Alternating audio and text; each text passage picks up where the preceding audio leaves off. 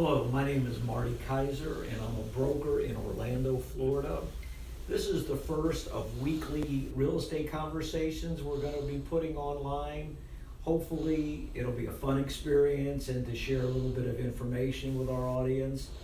We don't want to get too detailed, but we want to give some insights into real estate to help people make effective decision making.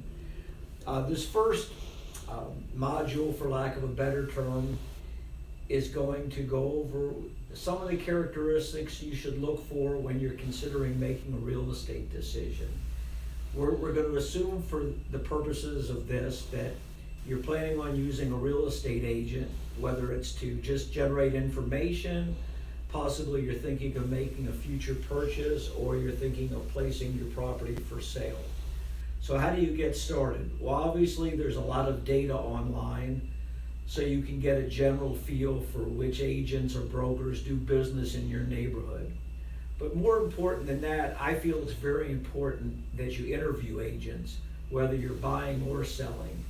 I'm a strong advocate of what we call the consulting process. And what that means is that you set up a one-to-one meeting with an agent, assuming that you're both local. Obviously, if you're doing this from out of state, you'll have to do more of your interaction with the agent by telephone or email. But for the purposes of this, let's assume that you're local. So you set up an appointment, whether it's to visit at your property or to possibly go into the agent's office. You want to write down some questions that you feel you need to get answered by the agent. Some of the things that I always share with my potential customers, I give them my personal business philosophy. That is, how do I actually transact business? What are my objectives in helping people?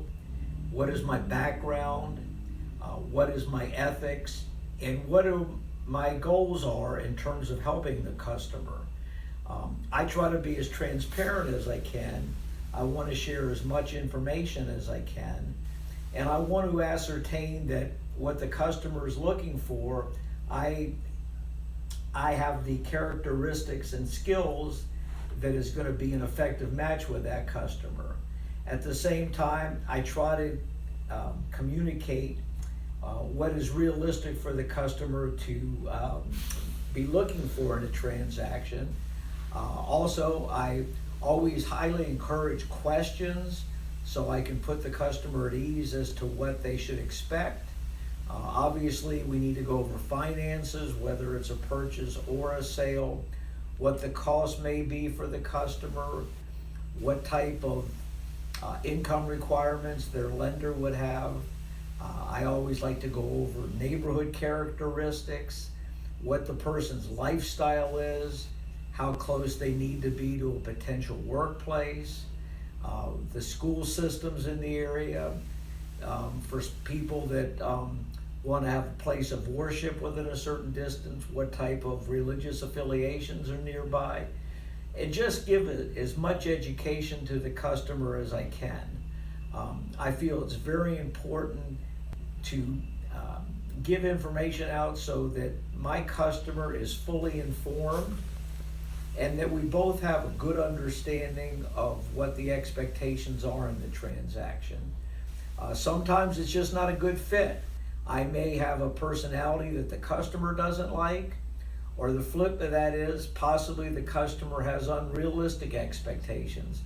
I've always done business from what I call a win-win philosophy. That is, it's got to be both good for myself and good for the customer.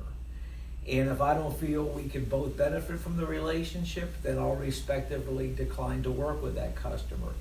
At the same time, I try to be very honest with the person. If I feel the customer is being unrealistic in what their objectives are, I will hopefully diplomatically explain that to the customer.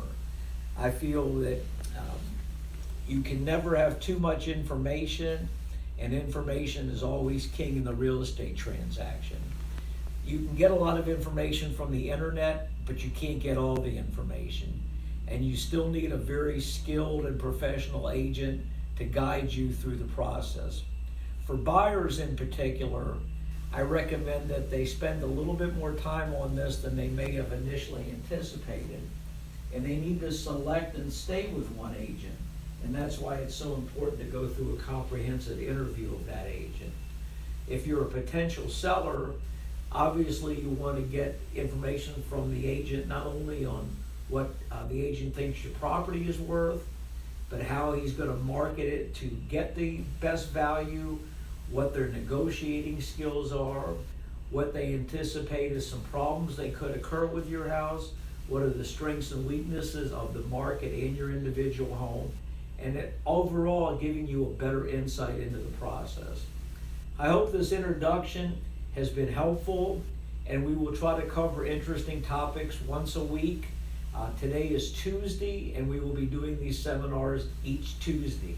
Thanks very much, and have an awesome week.